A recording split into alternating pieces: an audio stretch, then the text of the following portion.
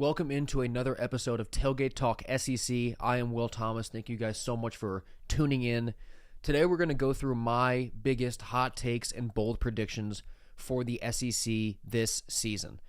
Obviously, we're winding down in summer, but it is still talking season. It is still prediction season. And we can just have a lot of fun saying really whatever we want. But in the case of all, I have four for you guys here today. These are all things that I do truly believe can and will happen. They're bold, they're aggressive, and they're going to be a lot of disagreement because not a lot of people necessarily agree with what I'm saying. That's what a hot take is. But I do truly believe that a lot of these are feasible. So let's just get right into it. The first bold prediction that I have is that the South Carolina Gamecocks are going to make the SEC championship and play against Georgia in Atlanta. First thing I'll do here is I'll go through Carolina's schedule and my prediction for how this year is going to pan out for the Gamecocks. I had them starting off 5-0 with wins against Virginia Tech, SC State, Vanderbilt at Missouri, and Kentucky. Now, that game at Missouri is not easy. That is not at all a write-in W for Carolina. I think Missouri's defense is going to be very good. Their offense, I'm much more worried about, but defensively, Missouri is going to be very solid. So that's not going to be an easy game for Carolina at all, but I do give them the edge because I think they're that good of a team. After those first 5 games, they get their bye week to get ready for a road game at LSU, which could be a college game day situation, but I think LSU gets the best of South Carolina in that spot. Then they rattled off 3 straight big wins in a row at home against Oklahoma, at home against Alabama, and at Ole Miss. Oklahoma, I have projected to be a very good team this year, but I think Carolina gets the best of them at home. That Alabama game, remember last year, Carolina went into Alabama's house the week after Bama lost that game to Vanderbilt. It's the ultimate get-back spot for Bama to make a statement and show they're still a dominant team, and Carolina almost beat them regardless. So this year at home, Carolina's able to take care of Alabama and get some revenge for last year. And at Ole Miss, another tricky game, another tricky road game. Ole Miss is just really unproven in a lot of spots for me this year, especially with Austin Simmons at quarterback, who I think is talented. With how highly I think of Carolina, I believe they're able to get that done. Then they have their second bye week, go on the road to Texas A&M. They'll lose that one. They'll beat Coastal Carolina at home, but then lose their regular season finale at home to Clemson to go 9-3 overall, but 6-2 in conference. Now, for the rest of my predictions, I also have Oklahoma and Texas going 6-2 in the SEC, but South Carolina would have beaten Oklahoma head-to-head, if I'm correct, and they would own a tiebreaker over Texas, giving Carolina the right to go to Atlanta in what would be a massive feat for Beamer and the Gamecocks. Now, roster-wise, the question mark is really on defense. We don't really necessarily know what their defense is going to look like, at least compared to what we know their offense is going to look like. But defensively, you get 2 returning second-team SEC DBs from last year in Jalen Kilgore and Judge Collier. You have Justin Okoronkwo coming in at linebacker from Alabama, who I'm very excited to see.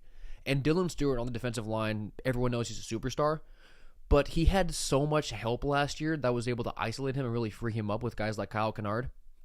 He doesn't necessarily have that this year, at least not on paper in the preseason.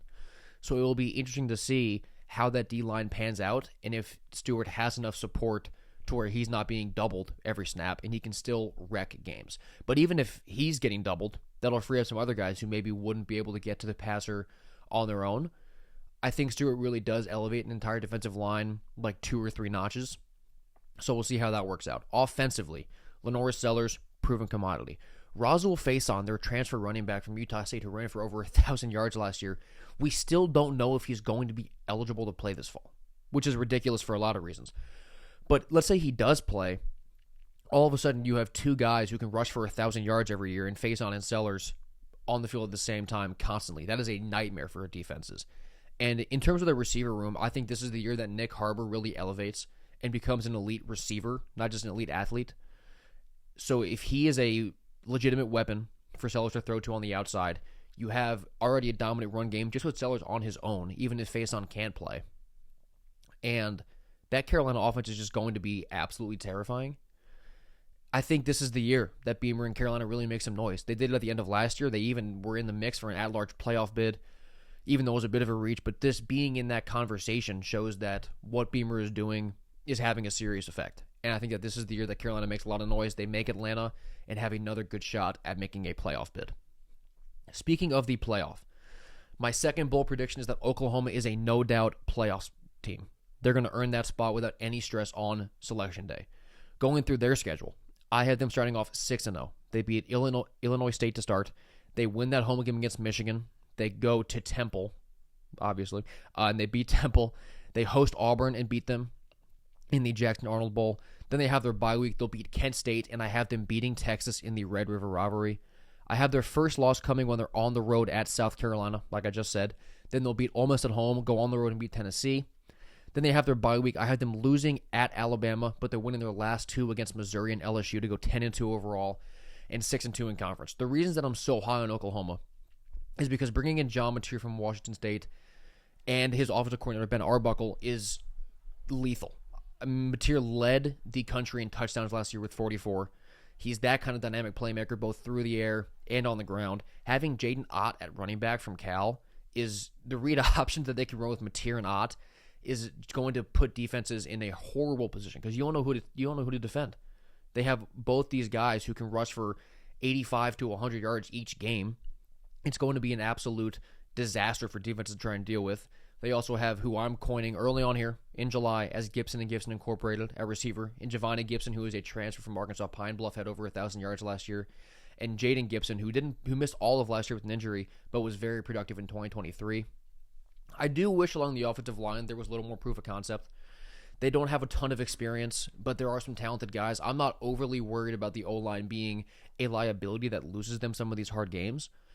But if there was a lot more experience, then I could even say Oklahoma goes 11-1. But for right now, their O-line is definitely the question mark, but it's not a problem, I wouldn't say. And defensively, it's Brent Venables' scheme that he has earned a degree of trust where you just kind of blindly put faith in his defensive units. But personnel-wise, you have R. Mason Thomas and Jaden Jackson, who is a freshman All-American on the defensive line.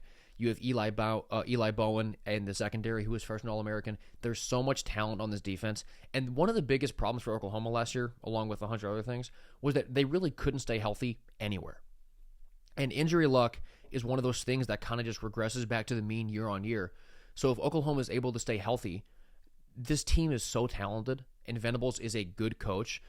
I mean, you look at Clemson after Brent Venables left, that whole culture kind of dropped off. Clemson didn't disappear. They still won a bunch of games each year, but you could just tell that they weren't the same, especially on defense.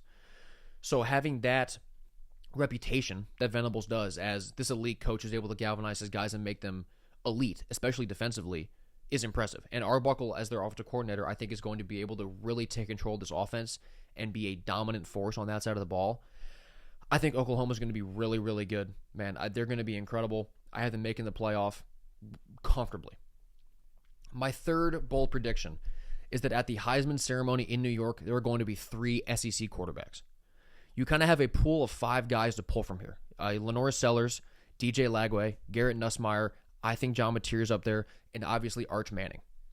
From DJ's perspective, incredible running backs to help open up the downfield passing game. Jaden Ball and Jacoby Jackson could both be 1,000-yard rushers if they're the future back. Jaden Ball could be a 1,600-yard guy. But they're going to be splitting carries so they can hopefully stay more healthy, be consistent, not get tired.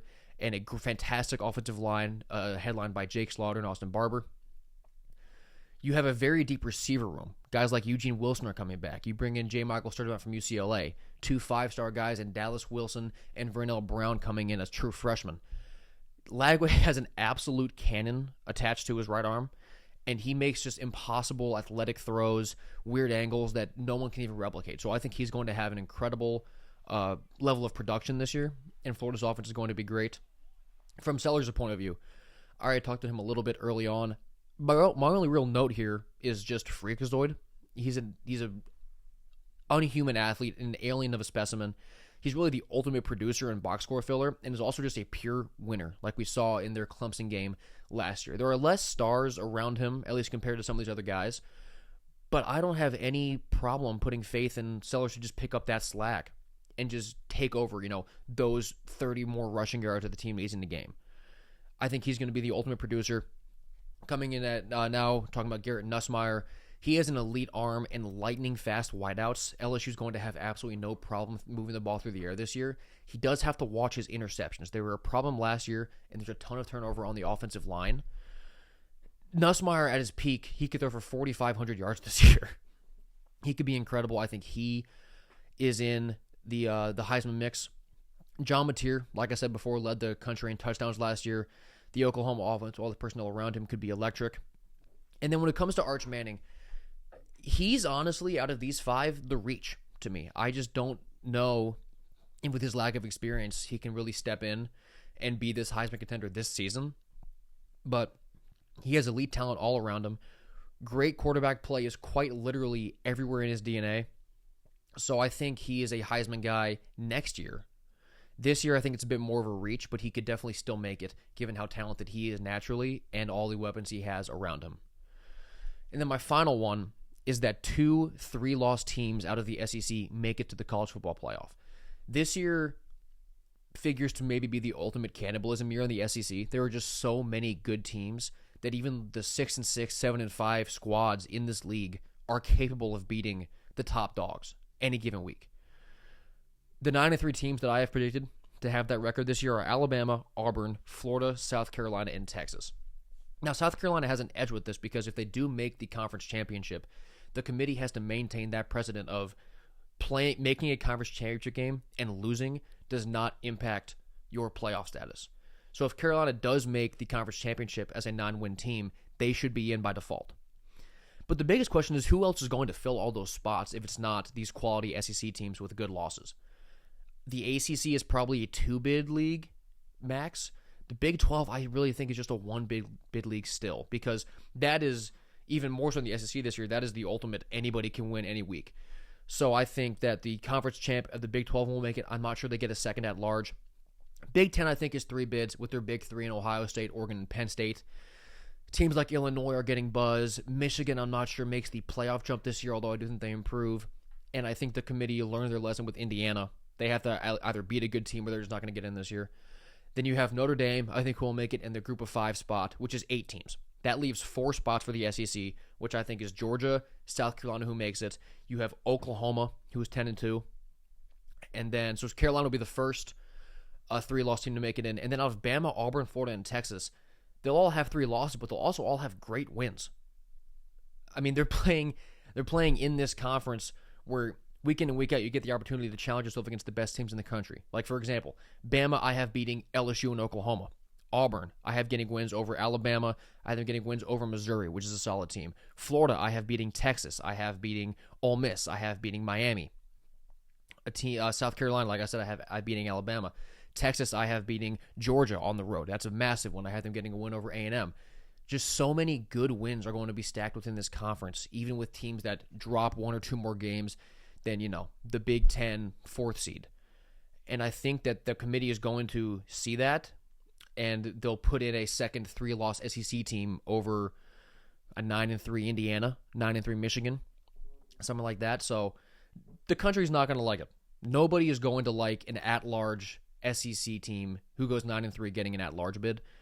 But I think that's how it's going to pan out this year, given the outlook of the conference. So those are my 4 hot takes and bold predictions.